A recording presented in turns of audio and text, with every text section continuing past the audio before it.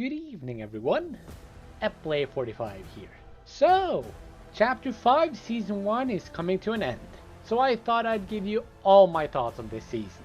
But before this video starts, please consider using code Play45 in the Fortnite item shop. But before we do anything, let's talk about the Battle Pass. So the first skin is Hope, and she is a really good skin, and I'm just a sucker for these type of skins. Next up is Oscar, and he's a really cool skin, and he's also a tiger, so you get some bonus points for that. Then we have Vengeance Jones, which is a really good version of Jonesy. Not really much else to say about the skin. Then we have Nisha, and she's just okay. I'm not sure what it is about her, but I'm just not the biggest fan of the skin. Then we have Montague. At first he's just okay, but then we got the Diamond style, which is really good. He also reminds me of Midas, so he got some bonus points for that. Then we got Peter Griffin. He's a good skin, but he doesn't look very good with muscles. First I thought it was buff because his fat version wouldn't work in the game. But then we got the giant chicken. And with how fat that chicken is, they could have made Peter fat as well. Then we got Valeria, which is a really good skin. Not really much else to say about her though. And last but not least, we got Solid Snake, which is a pretty good skin. Not really much else to say about it. Now let's start at the beginning. Fortnite OG just ended with the Big Bang Live event. And now we're on the new map. And let me just talk about the map for a bit. This map is kind of just okay to me. Probably my least favorite map out of all the maps. A lot of the locations just feel the same, and there's nothing that really stands out about the map. However, this is the first season though, so the map will probably become better over time. Now I don't have that much to say about all the other stuff that was added. I like the weapon mods. I'm glad they added hurling back after removing it at the beginning of Chapter 4. The whole climbing thing is okay. The train is fine. The SUV is really not the best, but the medallions are pretty good though. Now let's get to the other modes. So 3 new modes were added to Fortnite this season. Lego Fortnite, Rock Racing, and Fortnite Festival. And technically Jam Stage as well, but no one really plays that. Let's start with Lego Fortnite. So Lego Fortnite is a survival game, but in Lego. And it was pretty fun at the start, but it got kind of boring after a while. It's a very bare bones survival mode, but it's probably gonna get better with more updates. Now let's talk about Rocket Racing. So Rocket Racing is a racing game, I know, shocker, right?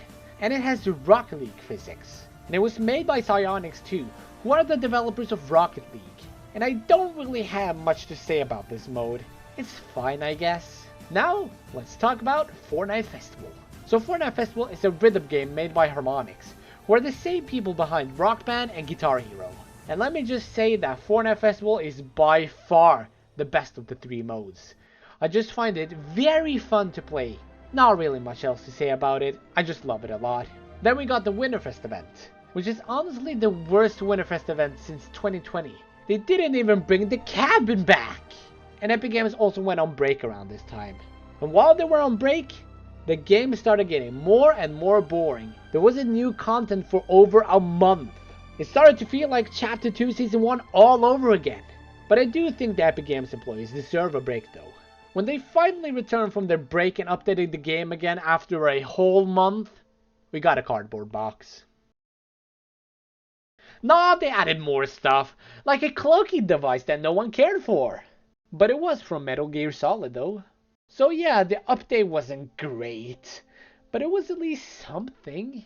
But then the next update happened, and it was peak. We got a Teenage Mutant Ninja Turtles mini battle pass, mythics, and the driftboard came back as TMNT themed. But who cares about that stuff, since we got the chair device in creative after it being leaked for years. But in all honesty, the TMNT collab was amazing. The mini battle pass was amazing, and it was worth every penny. The driftboard is fun as always, and the mythics were so fun to use, so I'm really glad this update brought some new life into this season. And now on to the last update of the season. Fortnite Festival Season 2 released and brought with Lady Gaga and a bunch of new songs. But personally, I would have preferred Hatsune Miku or The Living Tombstone, but this season is still pretty fun though. Fishing was also added to Lego Fortnite, but I haven't tried it out yet. And Battle Royale got nothing. Well, we did get some storyline challenges. There's some challenges to hype up the next season. And speaking of storyline, let's get into that. So this season had a story, alright? And that's pretty much it. The storyline this season started out strong, with Peely being taken by the Society, and Jones joining the Underground to take down the Society. And then the storyline was just put on hold for the whole season. But then at the end, Epic suddenly remembered that they had a storyline. So they just threw together some challenges, and it was kind of disappointing to find out the way Peely was rescued was through a challenge. It would have been so fun if we had like a small mission to rescue Peely. Or hell, even a small cinematic would have been great. But Epic just didn't put much effort and just gave us the Kato Thorn treatment again. And Valeria is doing something that would cause a giant hand holding Pandora's box to pop out of the ground. Or maybe it has by the time this video is uploaded though. So yeah, overall this season was just fine. Not too good, but not too bad either. But I am really excited for next season since it'll be Greek mythology themed. And that has a lot of potential. And that would also be the perfect time for Midas to finally return. And I also want to piss in the ocean as Poseidon.